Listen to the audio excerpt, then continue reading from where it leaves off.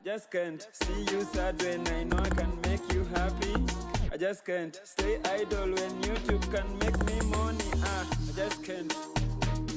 I just can't. Come on. I just can't. I just. Hola. Konnichiwa. Arigato gozaimasu. Bonjour. C'est encore ce type. That means this guy again. I told you I'm going to teach you these things pole pole. Poco a poco. My name is Arnold Saviour, your accomplice for jokes aside. Let's dive in. But first, the headlines. Iran-US war. Ramadan and Lent together. Heavy rains. Uganda after elections. And of course, Rwanda bans churches. Ban with an A. All right. Tensions in the Middle East. You're asking why? Tensions have risen in the Middle East following the war in Iran. And these are the escalated things since the UAE, Bahrain, Qatar, Saudi Arabia are being targeted by missile attacks from the Iranian army. I know who are affected. Influencers. Wale warembo I'm going to Dubai. I'm going to Dubs. Hizi mnajiuliza, where should we go? Where? Jamaa wa Goliath wa Budai. We are safe. You know Budai is there. They are targeted by missile attacks from the Iranian army. Just to give you context, guys. Iran, they are retaliating. All right? Since the US and US director na ni US and Israel. US and Israel waliwarushia. Iran decided it's not going to run. You get it? If you don't get it, forget about it. Poleni, that's a low hanging one. Na poleni. Najua mtanitoa mbio lakini. Anyway, so Iran retaliated. Now, hapa katikati wanasema fahali wawili wakipigana, nyasi inaumia. You're asking nyasi ni nani? Dubai, Qatar, Saudi Arabia, Bahrain. Saudi Arabia is the one who hosted the last World Cup, I think. Sindio? Or it was Qatar? It was Qatar. Potato. Na waambia saa hizi dera zinaenda kupanda bei. Kanzu zinaenda kupanda bei. Haya. Anyway, the Kenyan president was asked what plans he has to defend the country just in case something happened. When I say just in case, mimi nafanya hivi.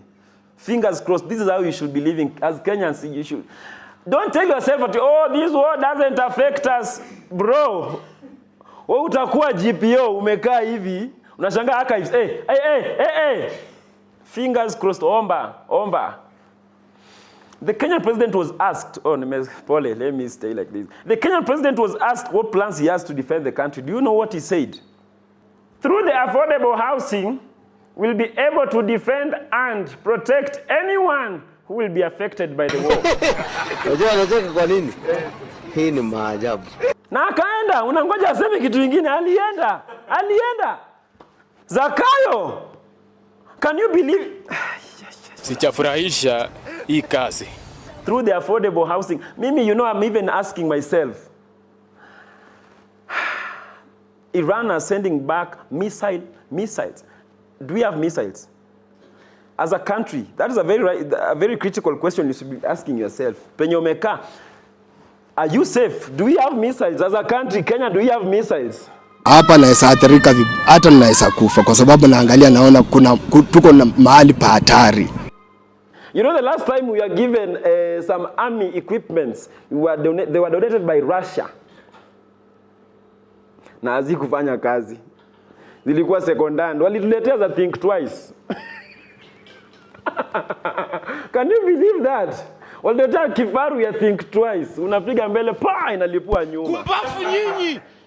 Think twice. Think twice. I'm just here. I hope we have the missile. I hope we have the muscle. When I say muscle, I mean the missile. We have the ballistics. Hizi vitu mnaonanga kwa movies and Netflix. I hope we have the grenade. Automatic one. Sile 1, 2, 3. Then unarusha. Let me give you a point of information. A grenade takes 3 seconds. That's why unaona kwa movie wanatoa alafu wanapiga story. Vipi? Wapi? Unasemaje? Alafu I hope we have the automatic ones. Because squeeze you just tick, then you pin the location. Alafu kana. Hatuna. Sisi tuko na think twice. Anyway, the Kenyan workers stuck in the Middle East have been pleading with the government to be evacuated back home, fearing for their safety. Do you know what the government said? Liar's position, eh? Get ready, get ready, get ready, get ready, get ready, get ready, get ready. Fellow Kenyans in the Middle East, I know you are worried, but tumieni pesa yenu, mkikuja tawarudishia fare yenu. Akaenda hakusema kitu kingine. And you believe him. You believe him. I'm telling you, government inaenda kula fare yenu vibaya. Anyway, still on the war note. Some Kenyan boys, or should I say men, boys to men, that is what basically they were going to do. You'll get the context. Some Kenyan boys, going to be men, are still being lured by dubious agents to go and fight in the Ukrainian war. You know where the danger is. Kenyans are still going. Aiwa Kenya tuko na shida. If Kenyans are still going, you know that is a very risky job. And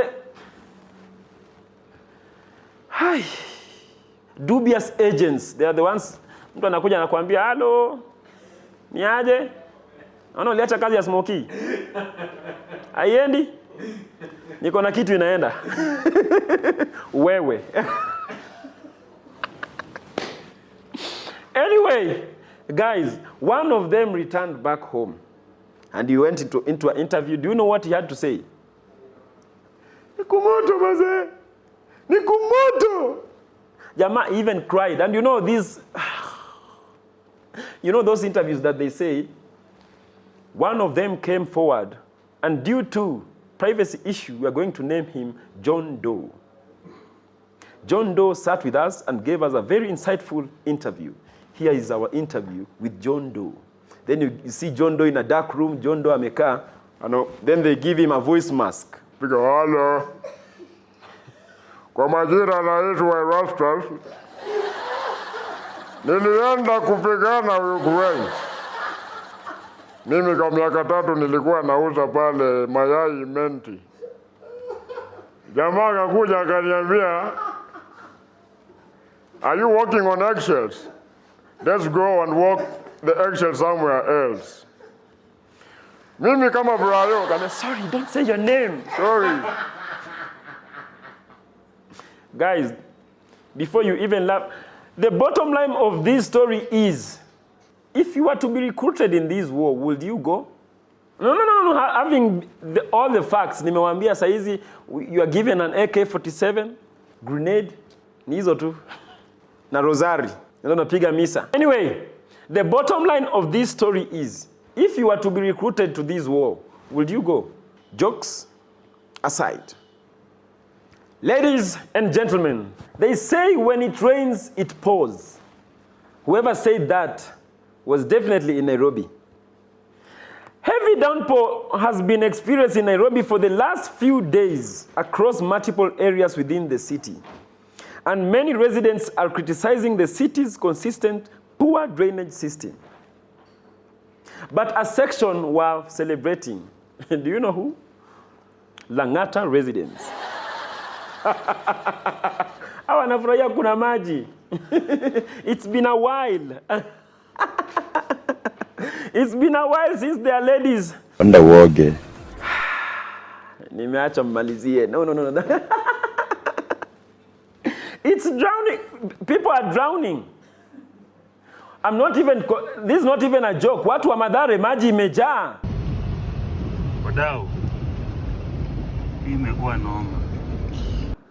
Maji inaingia kwa nyumba. Can you believe just to go for unatuma mtu chumvi anapiga backstroke. Chumvi anakuletea unamwambia si ungeniletea na sahani, anakuambia sahani chukua pale, anapiga anatokea na kasahani. Ni mbaya. Heavy and you know they've said it's going to be for a long period. Wamesema wrong. For a long period ni utelezi wa ulimi, mvua. For the next 2 weeks it's going to be raining heavily. Saizi pesa ya Uber, pesa ya Bolt. It's not going to be Bolt anymore.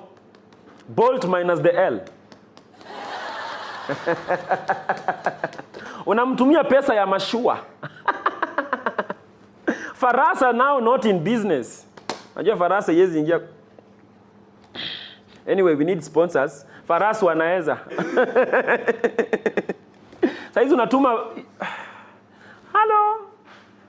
Ulisema nikame?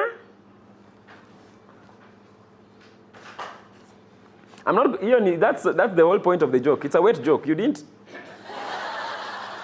And you know, when we were young, we used to sing. The ironical thing is, when we were young, we used to sing, Fuanyesha, karanga toto, Nairobi kauka. Because it used to get dry. Mvua ilikuwa inanyesha, alafu kuna kauka. Saizi ni mvua nyesha. Because the kids are swimming now. Wameingia. Anyway, the governor responded and said, do you know what the governor said? You're now dividing the city into boroughs and rivers. We don't have, that's an Haile Selassie river. We don't even have avenues. We have meanderings. Maji kila. Anyway, I don't want to make that story long. Mweda tupata hapa. Jokes aside, to our Catholic viewers, happy Lent. To our Muslim brothers, blessed Ramadan. Ladies and gentlemen, a rare spiritual sync. For the first time in 30 years, Ramadan and Lent began together. Two faiths, one season of love, reconciliation, and fasting. Anyway, I'm not here to give you a spiritual talk. I'm here to give you of the stories that happened during this period. Number one, the Islamic police, popularly known as the Hizbah, in the northern state of Kano, Nigeria, arrested 9 Muslims on Wednesday for eating food during the Ramadan fast. Oh my God! First of all, there's an Islamic police. I didn't know Hizbah is just dedicated to arresting people anakula. Wakikuja Nairobi, wakikuja Kenya, Mumias, wapatane na Abdalla Ambeta. Jamani, unza wewe si umekula? Ni nani amekula? Toa sukuma kwa meno, anasema mashallah. They'll be very busy arresting people who eat. Me, I'm telling you, you know, you should go to Mumias. Uwapate, jamaa amekaa hivi, anakupigia dua na accent. Anakwambia, Ramadan Karim, Hizbah, the Islamic police. I'm very sure if they would go to Western, they will be very busy. Huko anapatana na kina Salim Amboko. Salim Amboko ananona Ramadan pekee. Time ya Ramadan ndio Salim, Salim you are gaining weight, anasema unajua nimepunga. Umefunga? Na yeye ndo sheikh. Sorry, that's a low-hanging one. And that is just the Ramadan part. On the Lent side, guys, there was still something to... to vent about. Guys, did you see there was a lady who was pictured at Quiver? Anapiga sherehe na amepiga ash, amepiga mpaka cross. The cross is still visible. Na amepiga sherehe, wamempiga mpaka kwenye action anguka nayo, anguka na I'm crossing over. I'm crossing. Pigwa hapa na ungemwona asubuhi akipiga.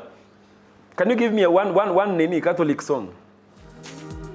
Uninyunyizie maji Bwana, unioshe nitakase, ni wewe upe kabisa. Then she decided hii maji, let the magic be constant. Akachukua maji, akanyunyiziwa, akamaliza, akaenda akaikata. Oh my God! Sorry. Anyway, jokes aside. And now, ladies and gentlemen, I know for the recent weeks we've been talking about these guys but we have to talk about them. Uganda again. Things in Uganda are getting interesting following their recent concluded elections. You're asking how? The first family of Uganda is busy becoming social media influencers. Can you believe that? Yoweri Kaguta Museveni is busy posting on TikTok. The president, and he's dancing. The son, General Muhoozi, is now busy trolling Kenyans on Twitter. Can we say now Uganda is now being governed by the algorithms? My lord, I wonder. Hashtag FYP. Feel your president. For your protection. I like to see the WhatsApp group of the family. Wanasema leo muingie TikTok 6. Hapo ndio zinasonga. Sorry. You enter you post on TikTok at 6 p.m. That's when the algorithm favors the Ugandans. Anyway, General Muhoozi is busy threatening us on Twitter. If he's not threatening us, he's threatening Larry Madowo. If he's not threatening Larry Madowo, he's busy giving sleepless nights to who? Charlene Ruto. I said it. Mwenye atanipiga anipige. General Muhoozi, let me give you the fact. General Muhoozi was busy threatening us. Do you know what he said? General Muhoozi posted on X and said that whoever proposes to a girl and goes on his knee should be jailed. Because that is the most un-African thing you should do. I'm giving you time to process it, eh? This is the same guy whose father, the president of Uganda, Yoweri Kaguta. You know Yoweri Kaguta banned oral sex. Now we can tell there's a pattern, eh? This is the most unromantic family. And you know Uganda wanted Indian Ocean. And you can't go down.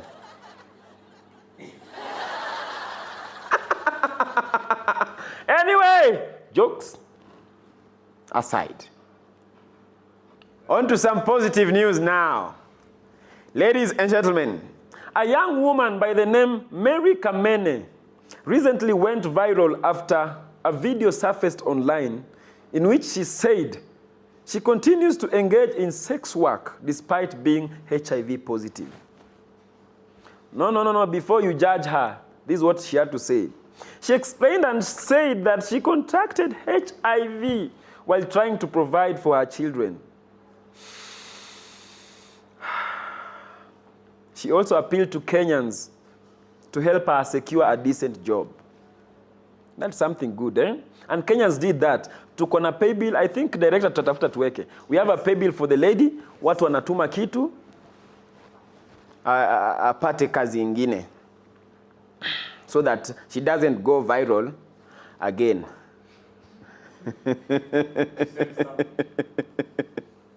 Sorry? Would you send something? Yeah, of course I would send her something. Mimi, I'm just here asking myself questions, because they are very critical. She's saying she wants another job. But you know, the fact remains she'll still stay positive. It begs the question, because tunachanga, and on that note, let me give you a fact. It was just last year that Kenyan government received the first rollout of HIV vaccines. Last year tu. Hiyo ni kama unatoka sherehe alafu anakuambia ulitoka tukapatiwa manyama bwana. Ay. Ulitoka tu hivyo wakaleta pilau. Here at jokes aside, we wish Mary Kamene well. Tutamtafutia kitu tumrushie kwa paybill, of which I wish she had chosen lipa na pochi. And please, Mary Kamene, come to our shows. We need the positive vibes. Jokes aside. In the jungle, the mighty jungle, the lion sleeps tonight. In the jungle. Guys, I keep telling you, I was meant for the Grammys. Mmesikia ka sauti? Sauti ya kutoa nyoka pangoni. In case you are doubting, I can even do tenor D. In the jungle, the mighty jungle, the lion sleeps tonight. I know it's D tenor. It's very deep for people with home surround system. Kama uko na Ampex, you might be doubting. Anyway, before we digress, I know you're wondering, why are we talking about lions? Where is the lion sleeping? Well, ladies and gentlemen, a lioness was captured and rescued by the KWS team from the bottom of a septic tank. I have so many questions for the lion. What was it doing in the septic tank? Is it from Central? Anyway, big shout out to the KWS team for doing such a conservatory work. We recommend you for that. Thank you. In fact, it is even safe to say, KWS team, they are now even preventing more conflicts than marriage counselors. Oh my God! Unlike your politicians, they deliver. You're asking why? Well, just recently in Kiambu County, in Gikambura, the KWS team tracked down someone and he was caught with 1,000 kilograms of zebra meat. Don't you think you are crossing the line? Sorry, the lines? You get it? Nyama ya punda milia. You are the same Kenyans. Mulikuwa mwadogo mnaimba nyama ya punda, si nyama. Saizi mna nyama. Mnakula. Tuniwekea kachumbari. Haya leo ni soft Mnaweza kuwa na kapilipili. Mnakula nyama 1,000 kilograms of zebra meat. My Lord, I wonder. I'm even, it was shocking for those who know the butcher. Can you believe umekaa nyumbani, you are just watching the news, then you see your local butcher ndiye ameshikwa atiwe kai ndongo. Si ni huyu ndongo mwenye anakujanga na unataka steak. Mimi siuzangi mafupa, mimi nakupatia steak. Nashangaa hadi ndongo ni mpoa, anatupatia mpaka pilipili. Anyway, shout out to KWS for doing such a commendable work. Anyway, jokes aside. And now, ladies and gentlemen, unfortunately, we've come to the end of the show. Aww. I know you're saying, no, it needs more time. I need more money. To take up a till number so that we can convert. It's very expensive, Anyway, as we close this show, we have a very soft argument we are having with the creative team. And we need to stretch it to the comments. Ladies and gentlemen, I have an ask. Is it normal for Watu wa nyumbani wanaanza kunifanya mbaya. Is it normal for an adult to have wet dreams? Male adult, eh? Tell us what you think on the comments. We'll discuss this on the next episodes. For now, au revoir. Vuanyesha karanga toto Nairobi kauka. See you sad when I know I can make you happy. I just can't stay idle when YouTube can make me money. I just can't. I just can't. Come on. I just can't. I just